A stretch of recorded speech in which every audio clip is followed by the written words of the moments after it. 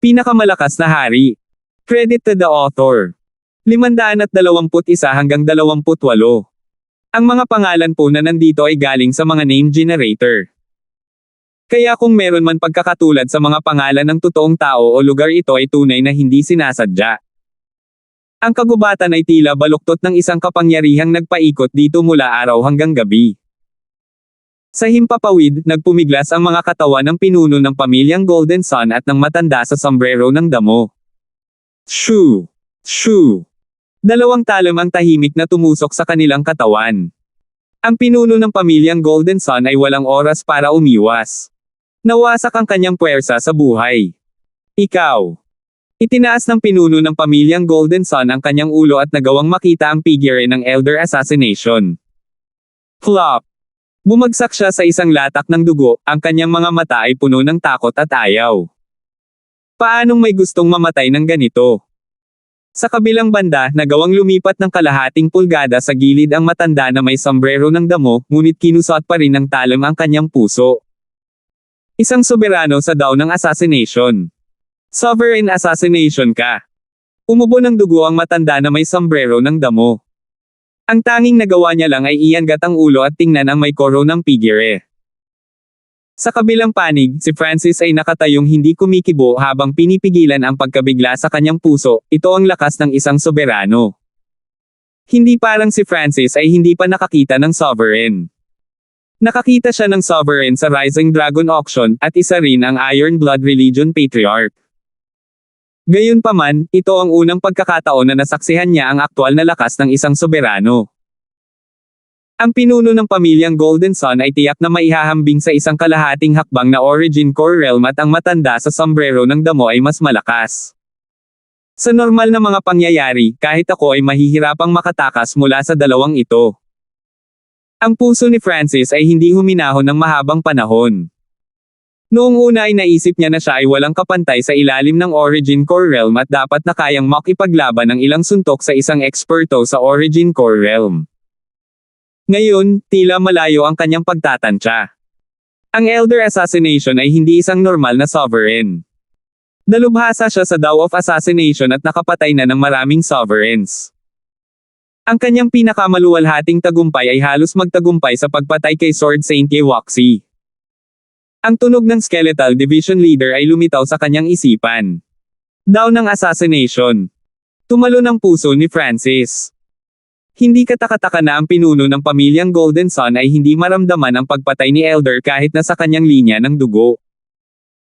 Ang dalawa mula sa pamilyang Golden Sun ay hindi nakaiwas habang pinutol sila ng sovereign na parang labanos. Elder Assassination, hindi ko akalain na nakabawi ka na sa iyong lakas. Mahusay ka sa pagtapos sa dalawang hipon na ito. Casual na sabi ni Francis at tila hindi man lang nagulat. Dalawang hipon. Namula ang mukha ng babaeng nakasuot ng itim nang marinig ito. Ang isa sa mga inatake ay ang pinuno ng pinakamalakas na pamilya ng I Bloodline at ang isa ay isang elder na ang lakas ay lumampas sa normal na kalahating hakbang na Origin Core Realms. Gayunpaman, sinabi ni Francis kung ano ang ginawa niya ng casual. Kung kaharap niya ang dalawa, malamang mas mabilis siyang tumakas kaysa kuneho. Division Leader Hugo, kung nakuha mo ang lahat ng iyong lakas at ginamit ang iyong mental energy techniques para kontrolin ang mga tao, magiging pantay ang ating lakas. Hindi nakita ni Elder Assassination na kakaiba ang mga salita ni Francis. Leader ng Division Hugo, ikaw ay. Nanginig ang puso ng matanda na may damo at ang kanyang mukha ay napuno ng kawalan ng kakayahan, pait, at panghihinayang. Kung alam sana nila noon pa na ang target nila ay isang division leader, hindi na sana nila sinubukang atakihin siya kahit na mayroon silang 100 lakas ng loob. Flop. Hindi na nakatagal ang nakatatandang damo at namatay. Bagamat ang pag-atake ni Elder Assassination ay hindi direktang tumama sa puso ng matanda na may sombrero ng damo, madali pa rin para sa isang sovereign na pumatay ng kalahating hakbang na Origin Core Realm sa isang suntok. Sa ilang paghinga lamang, ang pinuno ng pamilyang Golden Sun at ang matanda na may sombrero ng damo ay parehong nahulog sa mga lusek ng dugo. Hindi nakita ng babaeng nakasuot ng itim o ni Francis kung paano sila pinatay ni Elder Assassination. Sure! Naglaho ang madilim na gabi na naiwan na lamang si Elder Assassination. Division Leader Hugo, paano mo nasaktan ang pamilya ng Golden Sun? Nabalitaan ko na ikaw ang may pananagutan sa bahagi ng Northern Continent. Lumapag si Elder Assassination sa tabi ni Francis, at dahil sa sobrang lapit na distansya ay naging malamig ang puso ni Francis. Ang kanyang sitwasyon ngayon ay parang naglalakad sa isang mahigpit na lubad. Bagamat nahulaan na ni Francis na ang taong sumusunod sa kanya ay maaaring isang sovereign, hindi niya inaasahan na ito ay si Elder Assassination, isang taong dalubhasa sa Dao of Assassination at isang taong maaaring walang pag-asa laban kay Francis. Sa ilalim ng sitwasyong ito, kinailangan ni Francis na kumilos ng mahinahon kung hindi ay ipapakita niya ang kanyang sarili. Kasabay nito, sinabihan niya ang Skeletal Division Leader na huwag gumawa ng anumang random na paggalaw o papatayin niya ito kaagad. Ang Skeletal Division Leader ay masunurin. Alam nitong mas mabilis itong patayin ni Francis kaysa sa maaaring patayin ni Elder Assassination kay Francis. Ang sitwasyon sa Northern Continent ay hindi masyadong maganda. Mapait na bumantong hininga si Francis at sinabi ang ilang impormasyon na ibinigay ng Skeletal Division Leader. Mas malaki pa ang pressure na kinakaharap ng Middle Continent. Umiling si Elder Assassination. Nalaman din ni Francis ang ilang impormasyon mula kay Elder Assassination. Ang Middle Continent ay isang napakahalagang lugar sa plano ng Scarlet Moon Demonic Religion, at karamihan sa mga eksperto nito ay narito. Ginawa ang lahat upang harapin ang isang napakalaking puwersa ang Sagradong Alyansa. Oye, may isa pang division leader sa malapit. Gusto mo ba siyang makilala? At saka, ang Patriarch ay nasa Middle Continent din at malapit nang umalis sa seclusion. Ang sinabi ni Elder Assassination ay nagpalundag sa puso ni Francis. Siya ay aksidenteng nakapasok sa gitnang punong tanggapan ng Scarlet Moon Demonic Religion.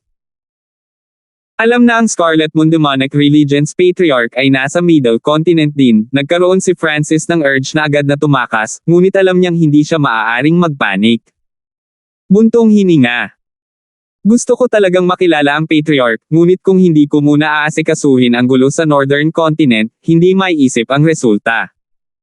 At saka, kailangan kong mabawi ang aking lakas ng mabilis.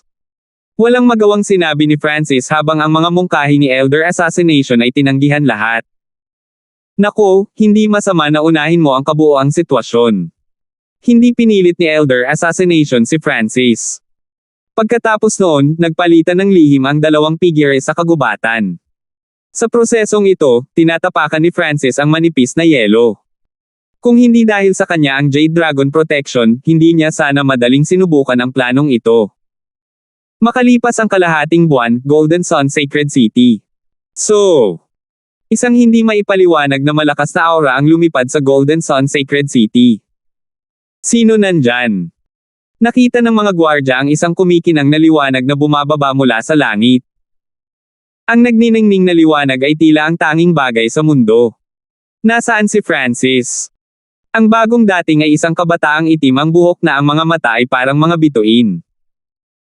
Bawat kilos at galaw ng kabataan ay naglalaman ng makapangyarihang hangarin na hindi magawang tumingin sa kanya ng iba. Francis. Marami sa mga eksperto sa Golden Sun Sacred City ang nagulat. Napakalakas ng aura ng bagong dating at may kumpiyansa siya na tila sisirain ang lahat. Siya. Trevor. May bumulalas nang makilala nila ang pagkakakilanlan ng kabataan, at nagkagulo ang Golden Sun Sacred City. Siya nga. Ang isa pang Lord Prodigy ng kontinente. Kakaalis lang namin ng bangungot na iyon, kalahating buwan na ang nakakaraan at isa pa ang lumitaw. Ang mga miyembro ng pamilyang Golden Sun ay nadama na walang magawa. Kalahating buwan na ang nakalipas, inalis ni Francis ang kanilang titulo ng pinakamalakas na bloodline ng kontinente. Isa na itong critical na hit para sa pamilyang Golden Sun, at ngayon ay lumitaw ang isang taong kapantay ni Francis. Sa mga tuntunin ng katanyagan, nalampasan ni Trevor si Francis. Trevor, tapos na ang tea party. Isang bahagyang galit na boses ang tumunog mula sa loob ng Golden Sun Sacred City. Sure. Lumitaw sa ere ang isang kabataang may gininto ang buhok at may ikatlong mata sa noo. Ito ay ang Three-Eyed Saint. Pagkatapos matalo, ang kanyang saloobin ay bastos at walang nang ahas na saktan siya. Mahigit 100 tao na ang napatay niya. Sa makatuwid, sa ikalawang pagpapakita ng tatlong matang santo, tumahimik ang lahat. Ang Three-Eyed Saint ay hindi nagbigay ng anumang mukha kay Trevor. Ang tanging kalaban ng Three-Eyed Saint sa Tea Party ay si Trevor, ngunit hindi man lang siya nagpakita. Ang pagkatalo ng Three-Eyed Saint kasama ang hindi malaman na kinaroroonan ng kanyang ama ay nag-compress ng kanyang galit. Ikaw ang Three-Eyed Saint. Naningkit ang mga mata ni Trevor at tila alam niya ang pangalan ng kabataang ito. Malamig na sumigaw ang Three-Eyed Saint, Trevor, lumamig na ang tsaa mula sa Tea Party. Sa tingin mo ba madali akong mabuli? Para hamanin ako pagkatapos ni Francis. Hindi. Umiling si Trevor at mahinang sinabi, True Dragon Tea Party. Hindi ako interesado dyan. Nandito ako para kay Francis. Siya lang ang kalaban ko. Nang marinig ito, halos sumabog sa galit ang Three-Eyed Saint na kakatahimik lang. Katawa-tawa. Mayabang. Si Francis ay dumating na may mapagpakumbaba na saloobin upang matuto, samantalang si Trevor ay mayabang lamang. May nakakaalam ba kung saan nagpunta si Francis? Sinulyapan ni Trevor ang mga tao, ngunit walang nang ahas na sumagot sa kanya sakaling maparusahan sila ng Three-Eyed Saint. Hindi na nanatili si Trevor. Tumalikod siya habang bumubulong sa sarili, kung gayon, pupunta ako sa Canopy Great Country.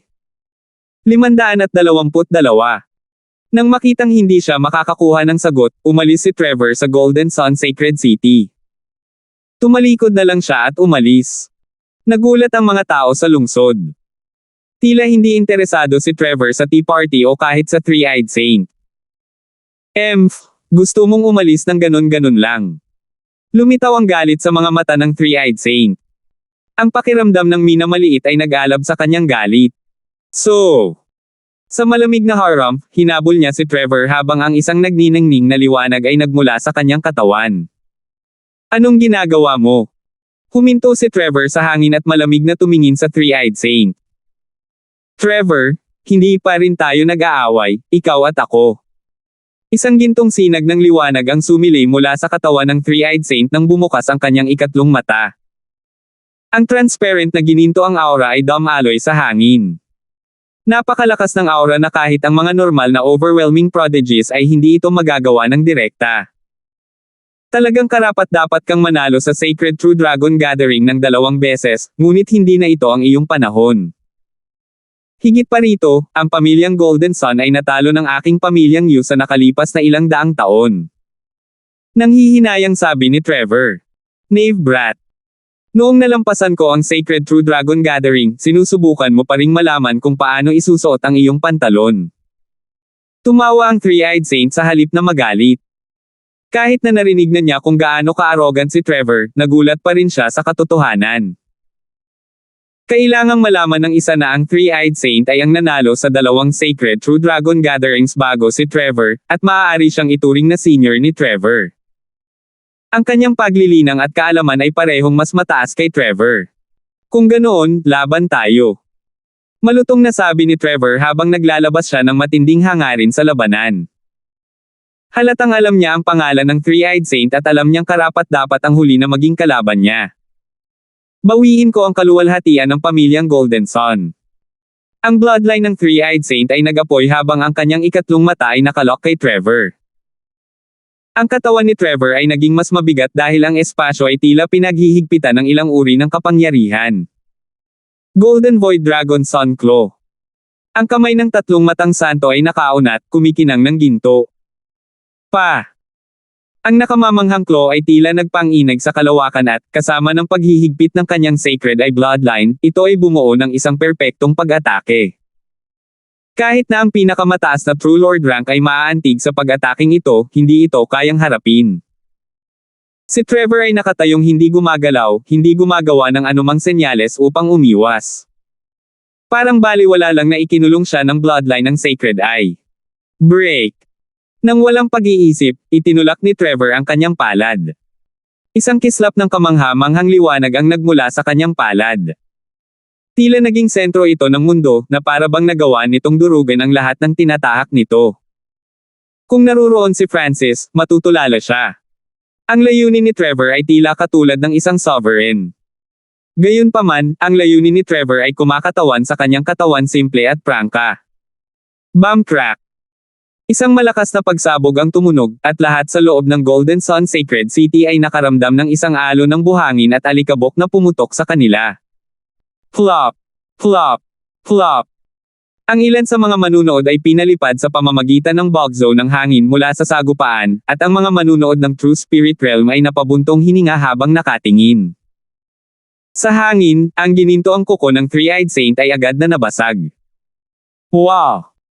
Ang tatlong matang santo ay umatras ng ilang hakbang at nagluwa ng isang subo ng dugo sa hindi makapaniwala, walang katulad na pamamaraan sa labanan.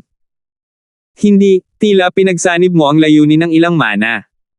Three-Eyed Saint, kung hindi mo gagamitin ang iyong tunay na kakayahan, hindi ka magkakaroon ng pagkakataon mamaya. Ngumiti si Trevor. Huminga ng malalim ang Three-Eyed Saint na may tame time na ekspresyon.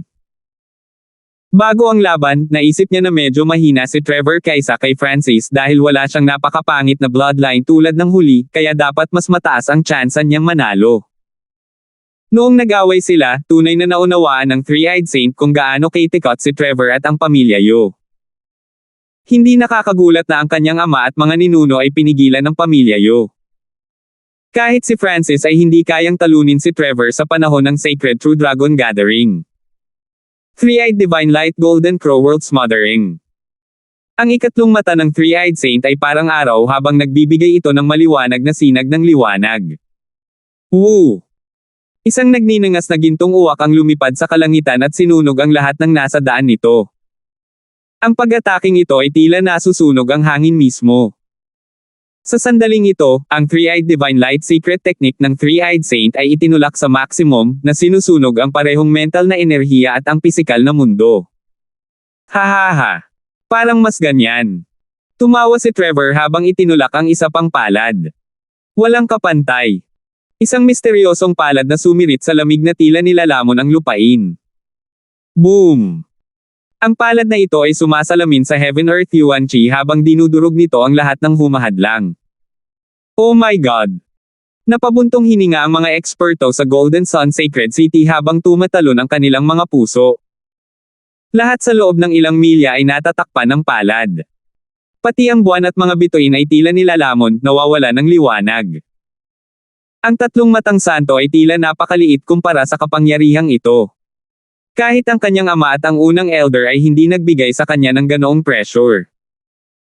Bagamat ang tatlong matang banal na liwanag ay maaaring magwatak-watak ng anuman, ang kanyang pag-atake ay naharang ng mga layer ng nangingibabaw na puwersa.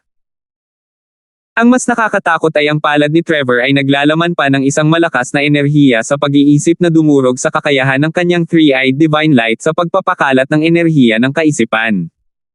Bam! Sa harap ng palad na ito, ang tatlong matang santo ay hindi tumagal ng higit sa 2 paghinga bago siya pinalipad. Teng! So wow! Ilang beses na bumaligtad ang kanyang katawan sa hangin at nagluwa siya ng mga subo ng dugo. Halos mabaliw siya sa sakit na nagmumula sa buong katawan niya. Paano ito magiging lakas ng isang tao sa True Lord rank?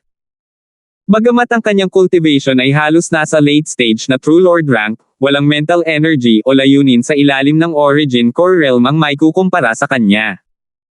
Natigilan ang Three-Eyed Saint.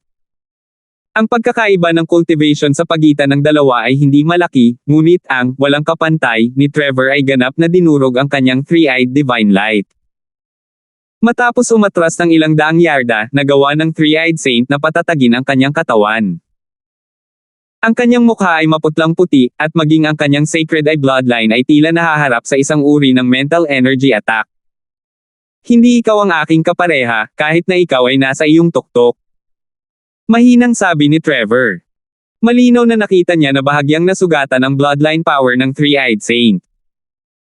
Pagkatapos ng lahat, nakipag-away siya kay Francis kalahating buwan na ang nakalipas at hindi pa rin gumagaling ang kanyang mga sugat. Nabuksan mo na ba ang maalamat na unparalleled heaven battle ang bloodline? Huminga ng malalim ang Three-Eyed Saint. Unparalleled heaven battle ang bloodline. Mapapasiklab ko lang ang bloodline na iyon sa pamamagitan ng pakikipaglaban sa mga kalaban na mas malakas kaysa sa akin. Hindi ka qualified. Ngumiti si Trevor at lumipad. Nanginig ang puso ng tatlong matang santo nang mawala ang kanyang kahihiyan at galit. Dinurog na siya ni Trevor. Natalo siya ng fair and square. Ang pagkakaiba ni Trevor at Francis ay si Trevor ay prangka at hindi nakikipaglaro. Habang si Francis ay may napakalaking kalamangan din, siya ay dumating na may mapagpakumbaba na saloobin. Sa dalawa, mas hinangaan ng Three-Eyed Saint si Trevor. Si Francis ay isa lamang masamang magnanakaw. Golden Sun Sacred City. Pinalis ng lahat si Trevor gamit ang kanilang mga mata. Hindi makalma ang kanilang mga puso. Sa sandaling ito, naiintindihan ng lahat ang isang bagay. Tapos na talaga ang panahon ng Three-Eyed Saint. Ang panahong ito ay kabilang sa dalawang Lord Prodigies. Si Trevor ay tiyak na umalis para hanapin si Francis. Ang dalawang Lord Prodigies na ito ay nakatayo sa tuktok ng 12-dosenang henerasyon, ngunit sino ang tunay na hari? Baka sa mga mukha nila ang excitement at expectation. Jinyang Shengtian, hindi ko akalain na ang Azure Flower Continent ay may mga nakakatakot na henyo. Kahit na ang nangungunang True Dragon henyo ng Three Saint Palace ay nasa ganoong antas lang. Isang makapal na kilay na kabataan ang lumitaw sa tabi ng Three-Eyed Saint. Ang tatlong matang santo ay hindi sumagot, ngunit ang kanyang pananahimik ay nagpapahiwatig na siya ay sumang-ayon. Kung mairerekomenda ko ang dalawang iyon sa Three Saint Palace, iyon ay isang malaking tagumpay. Nagpatuloy ang makakapal na kilay na kabataan. Parang excited siya. Irekomenda sila sa Three Saint Palace. Hindi. Bulalas ng Three-Eyed Saint. Jinyang Shengtian, isa itong magandang pagkakataon para sa atin. Kung gagantimpalaan tayo ng sekta, maaaring magkaroon tayo ng pagkakataong makalusot. Hindi nasiyahan ang makakapal na kilay na kabataan. Una sa lahat, tiyak na hindi sasali si Trevor sa Three Saint Palace. Ang pamilya Yu ay may malaking background sa outside world at wala ni isa sa kanilang mga henyo ang naipadala sa Three Saint Palace. Kung hindi ako nagkakamali, si Trevor ay nagmamadaling hamanin si Francis dahil aalis siya sa Azure Flower Continent at pupunta sa isang misteryosong puwersa na maaaring mas malakas pa kaysa sa Three Saint Palace. Paliwanag ng Three-Eyed Saint. Kaya ganyan. Hindi naman nagulat ang kabataan. Pagkatapos ng lahat, ang mundo ay masyadong malaki at ang Azure Flower Continent ay isang maliit na butil lamang. Ngunit tiyak na walang ganoong background si Francis. Sumili ang ngiti sa mukha ng makapal na kilay na binata. Hindi mo magagawa ito. Kung sasali ang batang iyon sa Three Saint Palace, saan pupunta ang mukha ko? Halos sumabog ang Three-Eyed Saint. Kung si Francis ay sasali sa Three Saint Palace, kung gayon ang kanyang Sacred Eye bloodline ay magiging wala. Mawawala ang lahat kung sasali si Francis. Makalipas ang ilang buwan, ang Canopy Great Country, pangunahing punong tanggapan ng Iron Blood Religion. Hiyu. Isang arko ng kidlat ang dumaong. Sa wakas nakabalik na ako. Ang taong ito ay isang asul na buhok na kabataan na nagpakawalan ng hininga. Sa pag-iisip kung paano niya nakausap ang isang elder ng Scarlet Moon Demonic Religion sa napakalapit na distansya, pakiramdam niya ay maswerte pa rin siya. Buti na lang at tumingin siya sa paligid at wala siyang nakitang senyales na sinusundan siya. Ngayong nakabalik na siya sa pangunahing punong tanggapan ng Iron Blood Religion, pakiramdam niya ay ligtas siya. Tutal, may soberano dito. 523. Dumating si Francis bago pa man si Prince Jin at ang iba pa mula sa Canopy Great Country. Nakabalik pa rin sina Sanfeng at Darcy. Pagkalapag ni Francis, lumabas si Deputy Patriarch Timor. Kumusta ang tea party? Tanong ni Timor. Para matulungan si Francis na makitungo sa Three-Eyed Saint, nagbigay si Timor ng buod ng bloodline ng Sacred Eye ng pamilyang Golden Sun. Hindi masama. Isang ngiti ang lumitaw sa mukha ni Francis habang pinag-uusapan niya ang nangyari sa tea party. Tuwang-tuwa si Timor matapos niyang marinig ang, hindi ko akalain na ang titulo ng pinakamalakas na bloodline ng kontinente ay magbabago dahil sa iyo. Biglang naalala ni Francis na ang pinuno ng pamilyang Golden Sun at ang kanilang unang elder ay hinabol siya at pinatay ng elder assassination. Dapat ko bang sabihin iyon kay Timor? Habang nag-aalangan si Francis, isang boses ang tumunog sa tabi ng kanilang mga tainga, Francis. Timor. Patriarch Hong. Tumalo ng puso ni Francis. Halos nakalimutan na niya kung sino ang tunay na pinuno ng Iron Blood Religion. Makalipas ang ilang sandali, nakilala nina Francis at Timur si Patriarch Hong sa palasyo sa ilalim ng lupa. Namumula ang mukha ni Patriarch Hong at hindi moari ang kanyang aura. Ang kanyang bawat kilos at galaw ay tila sumasalamin sa Heaven Earth Yuan Chi, at ang kanyang layunin ay maraming beses na mas malakas kaysa sa isang True Lord rank. Francis, hindi ko akalain na kaya mong talunin ang Three-Eyed Saint at makuha ang titulo ng pinakamalakas na bloodline ng kontinente. Pinuri ni Patriarch Hong. Ang Patriarch at ang Deputy Patriarch ay labis na nasiyahan kay Francis. Masasabing ang kabataang nakatayo sa kanilang harapan ay ang pinakatalentadong bloodline genius sa kontinente. Kahit na ang 10 major forces ay gagawin ang kanilang makakaya upang palakihin ang gayong kababalaghan. Patriarch Hong, may kailangan ka pa ba? Ininspeksyon ni Francis si Patriarch Hong at nalaman na halos gumaling na ang kanyang mga sugat. Sa sandaling muling lumitaw ang soberanong ito, wala nang ibang boses sa Canopy Great Country. 70 hanggang 80% ng aking lakas ay nakabawi at pupunta ako sa Sacred Alliance sa loob ng ilang buwan. Naisip mo ba ang sinabi ko noong nakaraan? Nakangiting tanong ni Patriarch Hong. Anong sinabi niya last time? Hindi nagtagal ay naalala ni Francis kung ano iyon. Francis, ang pagsali sa Three Saint Palace ay magiging kapaki-pakinabang para sa iyo at sa Iron Blood Religion. Kailangan mong maunawaan na ang mga isla sa malapit, kabilang ang Azure Flower Continent, ay pinamumunuan ng Three Saint Palace. Nagbabala si Timur. Nang marinig ito, nagsimulang mag-alinlangan at magpumigla si Francis. Nagkatinginan sina Patriarch Hong at Timur. Francis, mayroon ka bang isang bagay na hindi mo masabi? Tanong ni Patriarch Hong. Pagkatapos ay sinabi ni Francis sa kanila ang tungkol sa sitwasyon kay Liu Quixen. Matapos marinig ang paliwanag ni Francis, parehong naunawaan ni Patriarch Hong at Timur. Si Quincy ay fiancé ni Francis, kaya makatwiran na susubukan niyang hanapin ang Sky Saint Queen inheritance sa hinaharap. Ang Francis na ito ay nagbibigay ng malaking kahalagahan sa mga relasyon. Nagkatinginan sina Patriarch Hong at Timur at bumantong hininga. Sa totoo lang, may isa pang dahilan kung bakit hindi makapagdesisyon si Francis na sumali sa Three Saint Palace, at iyon ay dahil kay Angelica at sa Purple Saint Rolands. Higit pa rito, interesado siya sa 8 Great God Eyes na nakipag-usap sa kanya ng sage. Ang lahat ng iyon ay nangangahulugan na si Francis ay hindi maaaring paghigpitin ng anumang puwersa. Francis, hindi kami makikialam sa desisyon mo, ngunit kailangan mong maging malakas para umalis sa lugar na ito at pumasok sa labas ng mundo. Kailangan mo man lang maabot ang kalahating hakbang na Origin Core Realm bago ka umalis. Sabi ni Patriarch Hong. Salamat sa iyong mga payo. Nagpasalamat si Francis sa kanya. Ayaw ng dalawa na ipagsapalaran ni Francis ang kanyang kaligtasan sa labas. Mas maganda kung manatili siya sa 2-star Three Saint Palace. Gayunpaman, iginagalang nila ang desisyon ni Francis. Ang isang Lord Prodigy na nalampasan ang mga henyo ng 12-dosenang henerasyon ay maaaring iba sa lahat. Susunod, itinuro ni Patriarch Hong ang ilang karaniwang kaalaman kay Francis. Sa teorya, sapat na ang True Lord rank para tumawid sa karagatan at makapasok sa labas ng mundo. Iyon ang pinakamababang kinakailangan. Tumigil si Patriarch Hong. Totoong Lord rank. Gumalaw ang puso ni Francis. Mayroon lamang maliit na bilang ng True Lord rank sa Canopy Great Country, at ang isang malakas na bansa ay mayroon lamang isa o dalawa. Nangangahulugan din ito na marami sa mga nilalang dito ay pinaghihigpitan. Higit pa rito, ang True Lord rank ay ang pinakamababang kinakailangan lamang.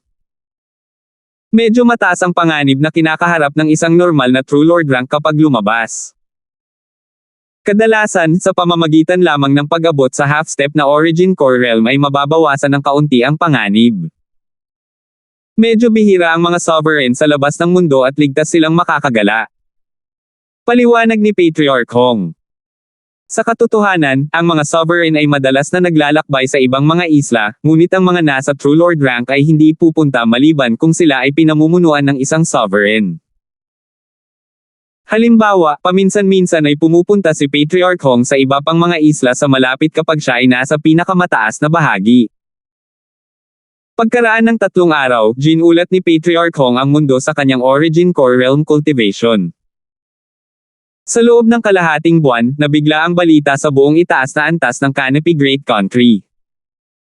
Sa isang tiyak na araw, nagpunta pa nga si Patriarch Hong upang bigyan ng personal na pagbisita ang mga Imperial. Ang mga Imperial ay tahimik at wala ng pagtutol.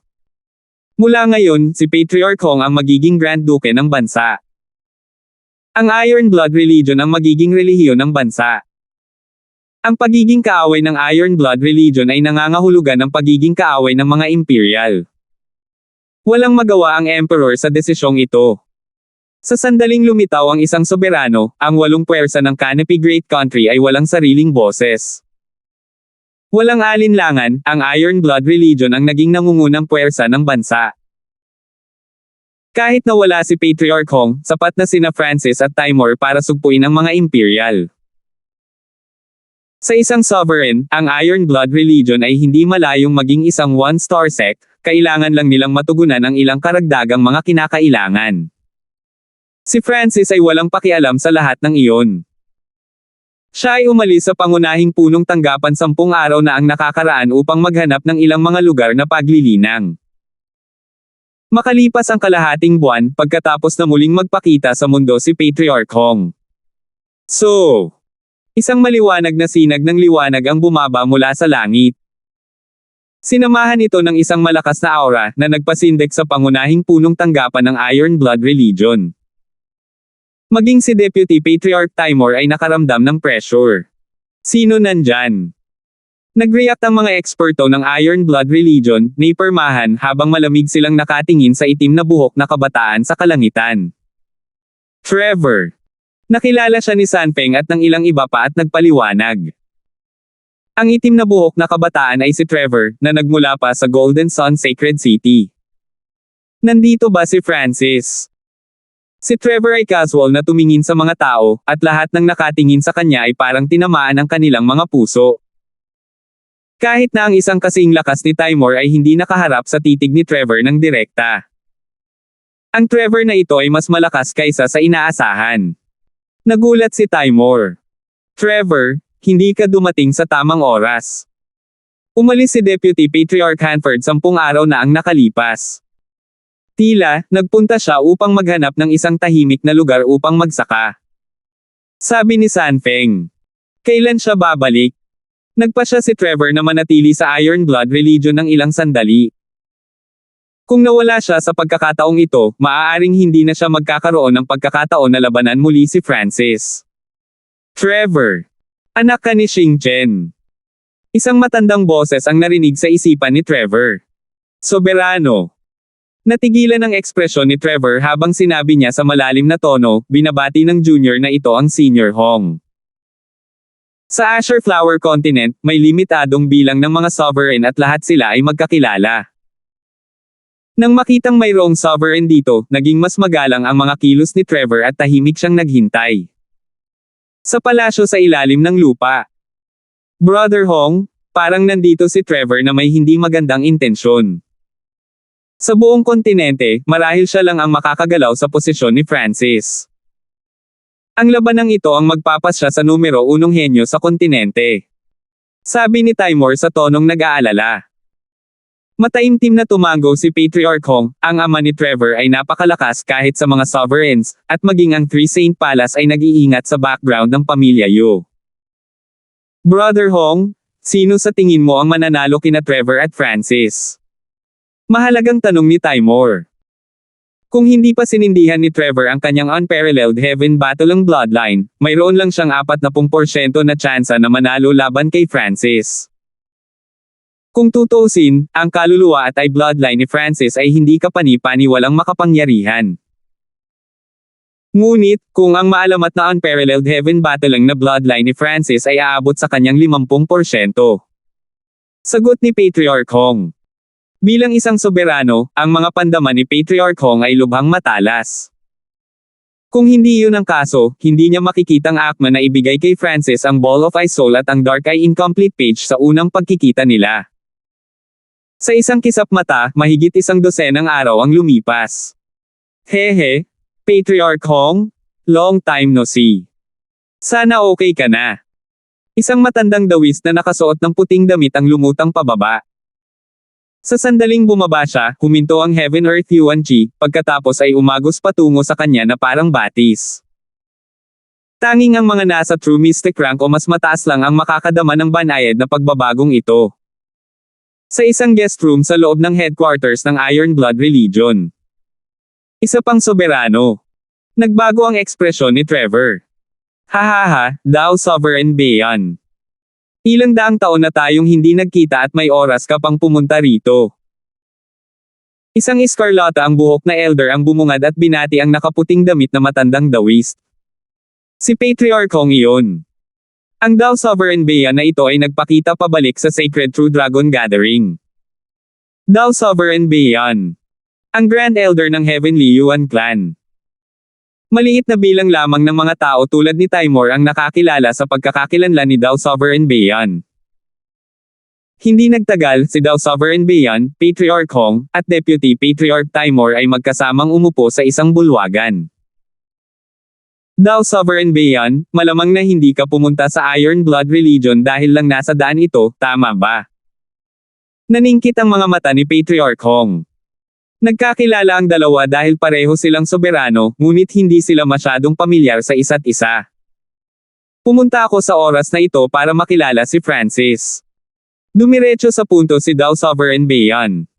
Kilalanin si Francis. Nagkatinginan sina Patriarch Hong at Deputy Patriarch Timor. Isa pa. Dumating si Trevor para sa parehong dahilan at hindi pa rin umaalis. Naisip ito ni Timor at hindi nagtagal ay nalaman niya ang intensyon ni Dao Sovereign Bayan. Gaya ng inaasahan, ang aking disipulong si Angelica at Francis ay magkasamang pumunta sa hindi kilalang mana.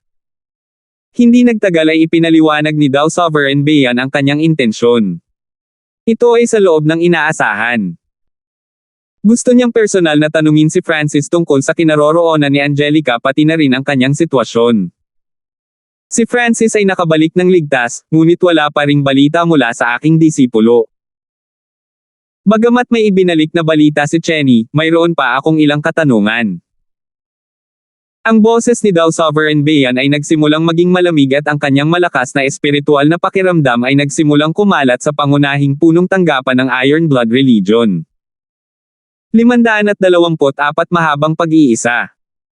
Makalipas ang ilang hininga, ang buong punong tanggapan ng Iron Blood Religion ay naska ng espiritual na pakiramdam ni Dao Sovereign Bayan. Sa loob ng pangunahing punong himpilan, ang lahat ng miyembro ng Iron Blood Religion ay nakaramdam ng malakas na enerhiya sa pag-iisip na dumaan sa kanila, at dahil sa pressure ay hindi sila makahinga.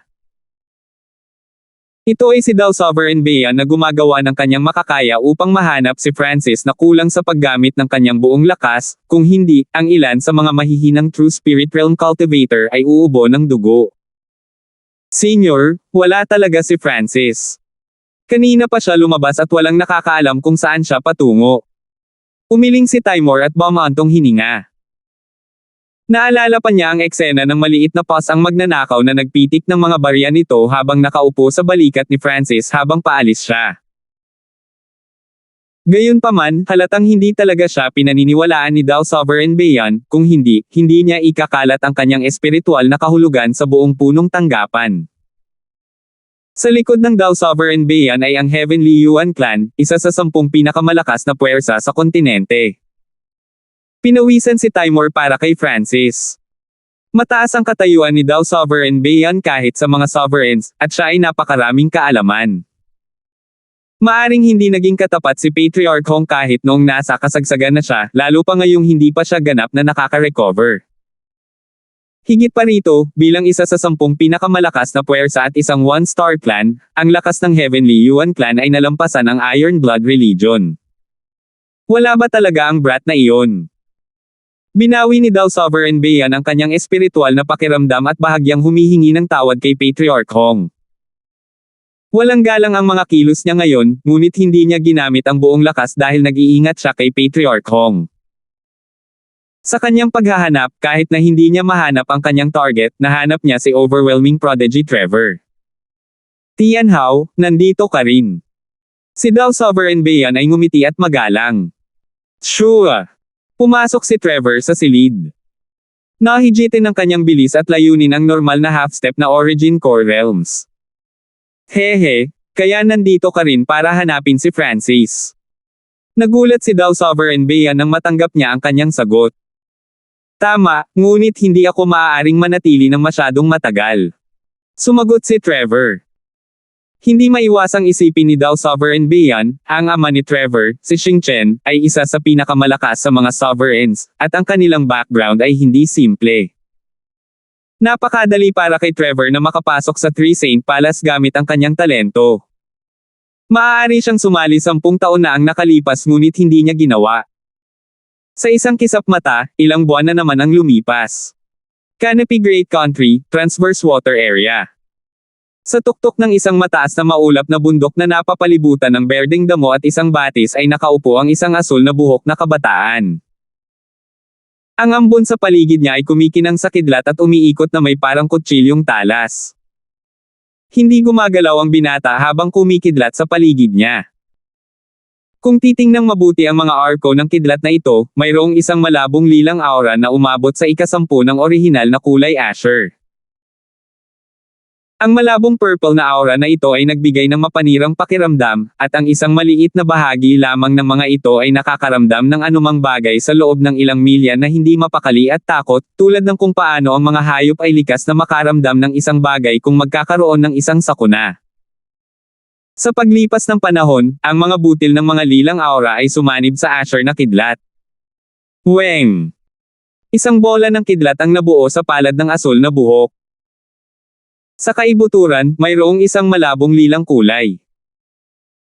Sa sandaling iyon, ang Asher Ball ng aura ng kidlat ay dumobble sa kapangyarihan at, bagaman ito ay mukhang kalmado, ang espasyo sa paligid nito ay tila baluktot. Ang magulo at mapangwasak na aura na nagmumula rito ay naging sanhi ng lahat sa loob ng 10 milya na tumahimik. Meow meow.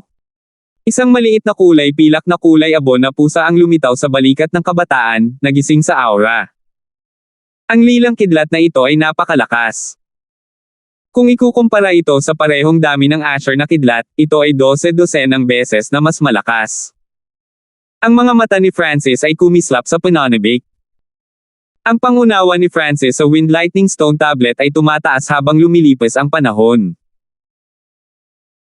Karaniwan, ang kulay purple na kidlat na ito ay nangangailangan ng paglilinang ng kalahating hakbang na Origin Core Realm upang maunawaan, ngunit ang pinagmumulan ng enerhiya ng pag-iisip ni Francis ay napakalakas na sinubukan pa niyang unawain ito bago niya maabot ang True Lord rank. Ngayon, ang lakas ng kaluluwa ni Francis ay maihahambing sa isang sovereign at ang kanyang mental energy ay kapantay ng isang tao sa half-step Origin Core Realm. Sa nakalipas na ilang buwan, ang kanyang pag-unawa sa kulay lila na kidlat ay umunlad ng husto. Weng! Ang core ng lightning ball ay malabong lila habang ang panlabas na layer ay asher. Ang dalawang kulay ay dahan-daang nagsimulang magsanib at, na may kulay lila sa gitna, ang bola ng kidlat ay mas malakas kaysa dati. Isang ngiti ng kasiyahan ang lumitaw sa mukha ni Francis.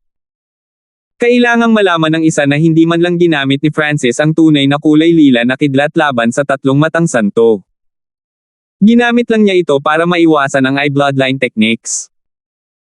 Kumpara sa dati, ang lilang kidlat ni Francis ay nadobol sa kapangyarihan, at maaari itong pagsamahin sa asher na kidlat na nagbibigay sa kanya ng mas mahusay na kontrol.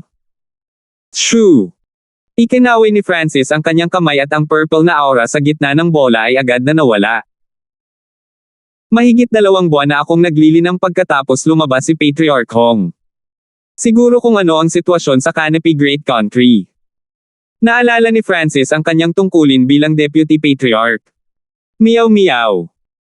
Ang maliit na paws ang magnanakaw ay tumayo sa kanyang balikat at naghagis ng ilang lumang tansong barya sa hangin. Saka ito umiling. Gusto mo ipagpatuloy ko ang paglilinang. Tumigil si Francis. Lumabas siya this time dahil sa maliit na pas ang magnanakaw. Naniniwala siya sa kakayahan ng maliit na magnanakaw na pusa na maiwasan ang panganib at kasawian. Kung siya ay bumalik sa Iron Blood religion kung saan maraming problema ang kailangan niyang asikasuhin, ang kanyang pag-unlad sa cultivation ay hindi magiging kasing ganda ng ngayon. Sa makatuwid, sa pagkakataong ito, nakinig si Francis sa maliit na pas ang magnanakaw. Sa patriarchong isang soberano na nagbabantay sa Iron Blood religion, wala akong dapat ikabahala. Ipinikit muli ni Francis ang kanyang mga mata. Sa susunod na ilang araw, sinimulan niyang subukan kung paano isama ang kanyang Wind Lightning inheritance sa ilang aktwal na diskarte sa pakikipaglaban. Pagkaraan ng 10 araw, nakatagpo si Francis ng isang bottleneck sa mga tuntunin ng Wind Lightning inheritance. Meow meow. Inihagis ng maliit na pas ang magnanakaw ang kanyang mga barya at muling umiling. Mabuti. Nagpalit siya ng direksyon at pinagsanib ang kanyang kamalayan sa Ice Imperial Spear. Sa pagkakataong ito, nakatuon siya sa kanyang bloodline power at naiintindihan ang nilalaman ng Ice Imperial Spear. Makalipas ang 1 buwan, nagpakawala ng mahabang hininga si Francis. Nang imulat niya ang kanyang mga mata sa pagkakataong ito, may isang malakas na paniniwala na kumikinang mula sa kanila. Ito ang unang pagkakataon na si Francis ay talagang pumasok sa pag-iisa sa loob ng 3 o 4 na buwang sunod-sunod. Hindi pa ako nag-iisa ng ganoon katagal. Nagsimulang isipin ni Francis ang nakaraan. Hindi man lang siya inabot ng kalahating taon para mag-cultivate mula sa 2nd rank ng Consolidated Realm hanggang sa 7th rank. Meow meow. Inihagis ng maliit na pas ang magnanakaw ang mga lumang barya nito at inirekomenda pa rin si Francis na huwag bumalik sa Iron Blood religion. Naabot ko ang mga bottleneck sa bawat aspeto. Walang magiging epekto kung mananatili ako sa pag-iisa. Umiling si Francis. Ito na ang pinakamatagal na panahon na nananatili siya sa pag-iisa. Ang Wind Lightning Stone Tablet, ang Ice Imperial Spear, at ang kanyang Eye Bloodline ay umabot na sa mga bottleneck na hindi niya malalampasan sa maikling panahon. Tara na. Isang layer ng kidlat ang tumakip kay Francis habang siya ay kumikislap sa hangin. Makalipas ang ilang araw, ang pangunahing punong tanggapan ng Iron Blood religion. Isang Asher Purple figure ang kumislap pababa mula sa mga ulap, lumapag sa harap ng malaking bulwagan na may mapanirang aura. Gayunpaman, sa ikalawang pagdating niya, naramdaman ni Francis na may mali, at ang kanyang puso ay biglang nakaramdam ng matinding pagkabalisa. Francis, kung hindi ka pa nakabalik kaagad, aalis na ako. Isang tinig na puno ng hangarin sa labanan ang tumunog mula sa ibang seksyon. Tumingin si Francis sa direksyong iyon at nakita ang isang itim na buhok na kabataan na nakaupo sa tuktok ng isang bulwagan. Trevor. Nagulat si Francis. Bakit nandito si Trevor? Nang siya ay nagulat, ang Heaven Earth Yuan Chi sa malapit ay nagsimulang gumalaw, na bumubuo ng isang malakas na aura. Francis, ang matandang ito ay naghihintay ng ilang buwan. Isang matandang boses na may malamig na hangarin ang umalangaw-ngaw mula sa tuktok ng isang gusali. Shua! Isang matanda na nakasuot ng puting damit ang lumitaw sa harap ni Francis. Soberano! Naninigas ang katawan ni Francis. Pakiramdam niya ay mas mahirap ang bawat kilos kaysa dati. Pwede bang magtanong sa senior? Naramdaman ni Francis na pamilyar ang nakasuot na puting elder na ito. Ako ang Grand Elder ng Heavenly Yuan Clan at ang Master ni Angelica. Malamig na sumigaw si Dao Sovereign Bayan. Ang amo ni Angelica. Dao Sovereign Bayan. Sa wakas ay napagtanto ni Francis kung bakit dumating si Dao Sovereign Bayan. Gayunpaman, bago pa masabi ni Francis ang iba pa, isa pang malakas na malamig na aura na katulad ng kay Dao Sovereign Bayan ang lumitaw. Si Francis ay suminok at naramdaman na parang nagyelo ang kanyang bloodline. Isa pang soberano. Sino ito? Naramdaman ni Francis na pamilyar din ang aura na ito. Pagangat ng ulo, natigilan siya sa nakita. Sa ulap, may isang dilag na may hawak na tungkod ng yelo. Nakasuot siya ng korona at para siyang diyosa ng nyebe. Mystic Ice Queen. Huminga ng malamig si Francis nang makilala niya ang pagkakakilanlan ng ibang sovereign. Ang dilag na ito na may hawak na staff ng yelo ay ang pinuno ng Mystic Ice Palace at siya ay nagpakita sa Northern Star Stand. Sumili ang pagkalito sa mga mata ni Francis. Maaari niyang hulaan ang mga intensyon ni Dao Sovereign Bayan, ngunit ang tanging konektado sa kanya at sa Mystic Ice Queen ay ang kanyang disipulo si Goddess Wendy. Gayunpaman, ang awayan sa pagitan nina Francis at Goddess Wendy ay kabilang sa kaharian ng nakababatang henerasyon, at hindi naman talaga ganoon kalala, kaya hindi iyon magiging dahilan upang personal na dumating ang Mystic Ice Queen. So, ang mga figure ng isang lalaki at isang babae ay lumitaw sa kanyang kaliwa at kanan. Ito ay isang gininto ang buhok na kabataan at isang kagandahan. Tatlong matang santo, Diyosa Wendy. Nagkontrata ang mga mag-aaral ni Francis. Nagkaroon siya ng mga hula matapos makita ang Three-Eyed Saint. Francis, may kaugnayan ba sa iyo ang pagkamatay ng aking ama sa anumang paraan? Malamig at malakas ang boses ng Three-Eyed Saint. 525. Sa puntong ito, may mga kaaway sa paligid ni Francis, at wala ni isa sa kanila ang mahina. Sa itaas niya ay ang Mystic Ice Queen, na nasa gilid ng Three-Eyed Saint at Goddess Wendy sa kanyang kaliwa at kanan. Nasa harap niya ang Grand Elder ng Heavenly Yuan Clan, si Dao Sovereign Bayan. Sa likod niya ay si Trevor, na naghihintay sa labanan. Maaaring magdulot ng kaguluhan ang sinuman sa mga taong ito sa lugar ng Cloud. Si Dao Sovereign Bayan at ang Mystic Ice Queen ay parehong nakatayo sa tuktok ng kontinente. Francis, anong uri ng mga tao ang nasaktan mo? Pinagpapawisan sina Patriarch Hong at Timur para kay Francis at may pag-aalala sa kanilang mga mata. Ang hindi inaasahang pagpapakita ng lahat ng mga taong ito ng sabay-sabay ay nagpasindak kay Francis saglit. Francis, may kaugnayan ba sa iyo ang pagkamatay ng aking ama sa anumang paraan? Ang tanong ng Three-Eyed Saint ay sobrang biglaan, at naglalaman ito ng puot at layuning pumatay. Tila nag-aapoy ang kanyang ikatlong mata habang kumikinang sa gintong liwanag.